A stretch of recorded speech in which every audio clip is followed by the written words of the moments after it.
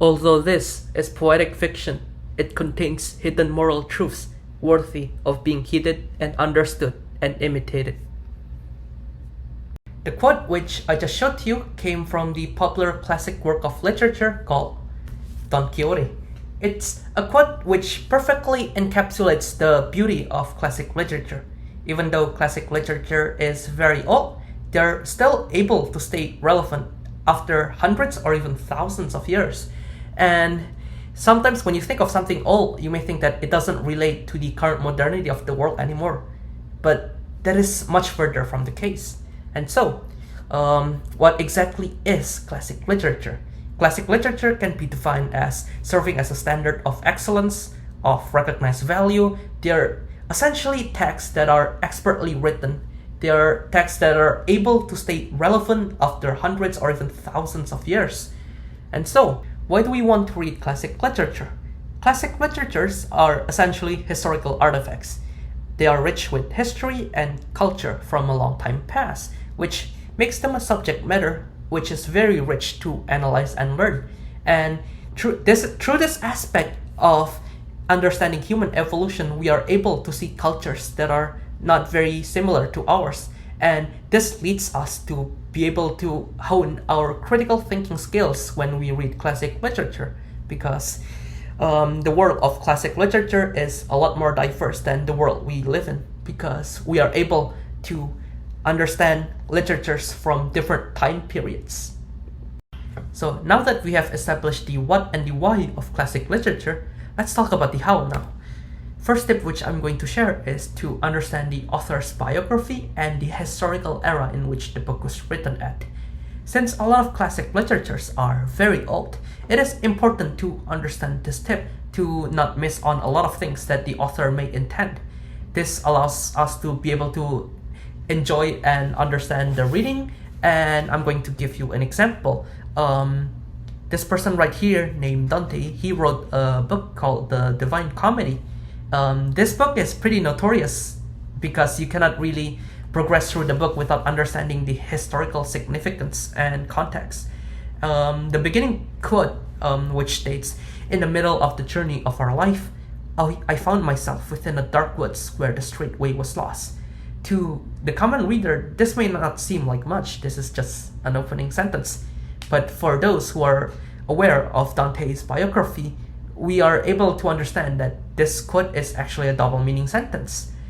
Dante lived in the periods of the Florence War of the Ghibelline versus the Guelph, and during this time period, he was exiled from his hometown.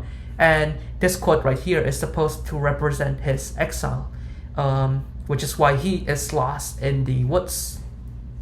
For the next tip, which I'm going to be sharing, is to recognize that classic literatures are written in archaic languages. This is where most of the difficulty comes from when you are reading classic literature. The language is very old, that even though you may be reading an English classic literature, the language may differ greatly from the English you are speaking right now. For example, this book right here called Moby Dick by Herman Melville is a book that has a lot of powerful and difficult language. For example, this quote right here, which states, "Towards thee I roll, thou all-destroying but unconquering whale. To the last I grapple with thee, from hell's heart I step at thee. For hate's sake I spit my last breath at thee." Even though you may not immediately understand most languages that are written in classic literature, nobody can deny that there is some sort of awe that you are impressed with when you are reading classic literature.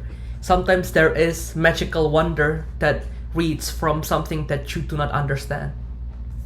For the third tip, which I'm going to be sharing, is to seek for help. Seeking for help is absolutely fine. Certain editions or guides of a book contains guide which you can properly utilize to better understand classic literature. This book, for example, which was written by Yi Sang, is a book that is very hard to understand because it contains a lot of writing styles that are very difficult to grasp the idea of. And so this edition of the book allows us to better understand what he means, because the book boils down a lot of his writing style and how this person came to be as an author and what his writing actually means during his historical period. So certain guides or editions really help. And for Moby Dick, I was actually struggling as well. So I bought Cliff Note edition of the book, which is essentially a guide on how you could approach a certain literature, and it has been very helpful since. And for the last tip, which I'm going to be sharing, is to read more. There is no better secret than to just read more and practice a lot. Sometimes there are books that you wouldn't be able to understand even if you have practiced a lot, and that's okay. You can come back and like rethink about the steps and do a bit more research. But a lot of classic reading in general it all boils down to just practice makes perfect. And so I hope you enjoy what I've presented so far, and I hope you are able to understand why classic literature is so great. With that being said, this is the end of the video. Peace.